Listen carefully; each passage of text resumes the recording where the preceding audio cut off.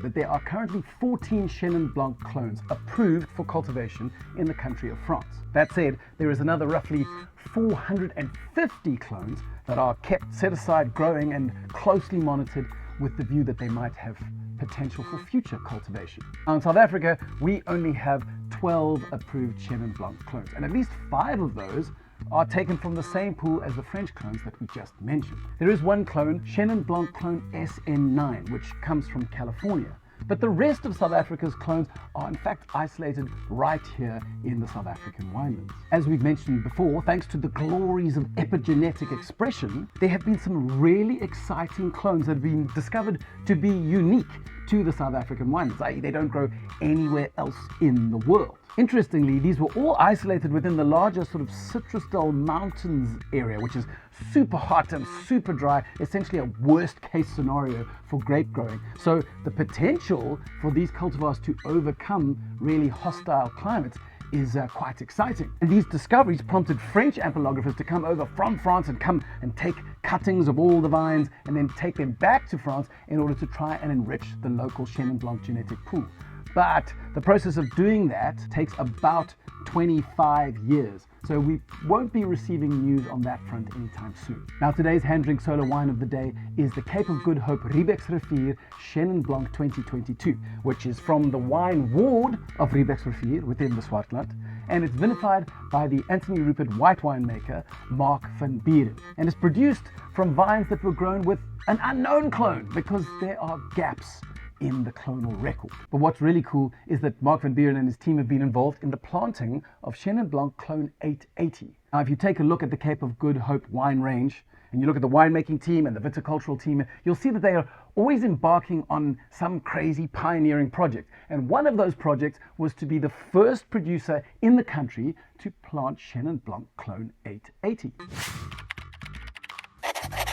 Chenin Blanc Clone 880 was developed in France by their NTAV Institute, which is essentially the French Institute for Wine Improvement. What this institute does is to isolate certain examples of certain cultivars that may possess particular characteristics or strengths or mini superpowers. So a vine might produce particularly high quality fruit, or perhaps is very resistant to drought, or very resistant to disease. Clone 880's little superpower is that it seems to be far more resistant to diseases like noble rot than perhaps some of the other clones. But perhaps more importantly for people who love drinking wine rather than just staring at vines, Clone 880 delivers some incredibly intense, big, rich, powerful wines.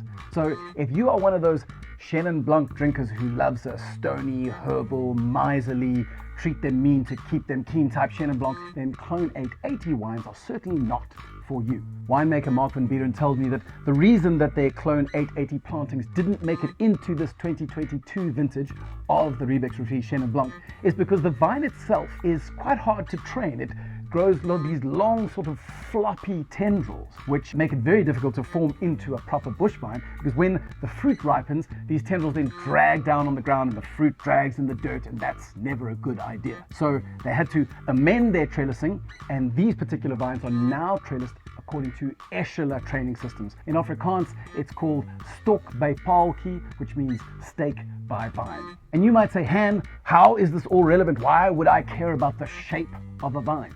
Well, there is a fascinating study by Panzeri, Epingi, and Buika that shows that the way a vine is trellised has a very strong influence on the structure and character and taste of said wine. But we can talk more about that on another day.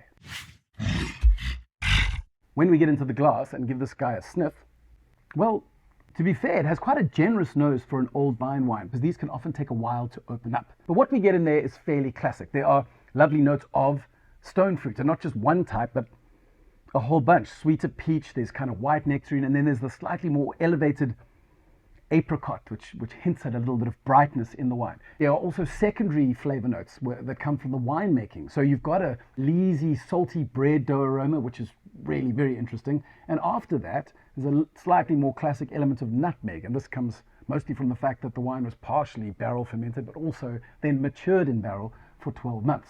So when we give it a sip, well, this is where the true concentration and texture and power of an old vine wine comes through, because you've got these amazing fruit elements, these really well-formed, sweeter, intense candied peach and a little bit of the nectarine that I mentioned. But it's the texture that grips you up front. And then as that sort of retires, you get a bit of a sweet, almost caramelized pear. What's interesting to me is that the fruit manages to be ripe without being cloying. Part of the reason is because you get those salty saline elements we mentioned on the aromas, bread dough. But the other reason is that only 15% of this wine was allowed to go through malolactic conversion, which means 85% of it managed to hang on to all of its malic acid. And malic acid has a far more pronounced, tart, out there acid profile, which really contributes to the freshness. And you don't really need the mallow to add more texture, because that is what the old vine wine juice is doing. It's giving you concentration, almost a chewy texture to it, without having to go into the creaminess or the fullness that malolactic conversion brings you. Okay, so that's all we have time for today, but if you have any more questions about old vines or malolactic conversion or Chenin Blanc clones, then leave a comment on the site and I will try and get back to you.